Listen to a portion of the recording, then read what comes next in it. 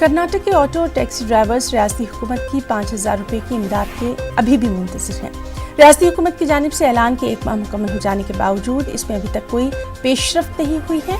इसकी वजह से ऑटो ड्राइवर्स को सख्त माली मुश्किलात का सामना है। पहले तो हुकूमत ने दरख्वास्तें दाखिल करने के लिए सेवा सिंधु ऐप काफ़ी ताख़ीर यानी 24 मई से शुरू किया। ऐप में एप्लीकेशन दाखिल करने में कई तरह के तकनीकी मसाइल हैं। 24 मई से अब तक 1 लाख से ज़ायद दरख्वास्तें दाखिल की जा चुकी हैं। इसके बावजूद इमदाद न पहुँचने की ऑटो ड्राइवर्स शिकायत कर रहे हैं। का ऐलान हो रहा है, लेकिन मैं कर्नाटक का स्टेट के मुख्यमंत्री श्रीमान येडियुरप्पा से अपील करना चाहता हूं कि वो ऑटो वालों की तरफ भी देखें। ऑटो ड्राइवर्स जो है वो समाज का एक हिस्सा है और वो सेवा का एक साधना का हिस्सा है।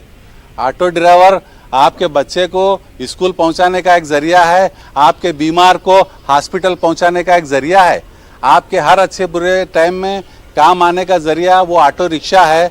दिल्ली सरकार, केजरीवाल सरकार ने हर ऑटो वाले को 5-5 हज़ार रुपये अपने अपने अकाउंटों में डालने का जो उन्होंने काम किया है बहुत अच्छा काम किया। उसी तरह कर्नाटक के येडियुरप्पा से हम गुजारिश करते हैं कि ऐसी हमारे ऑटो वाले पूरे ऑटो वाले ड्राइवर्स के हर अकाउंट में थोड़ा बहुत मदद करके अपना एक अच्छा योगदान दे।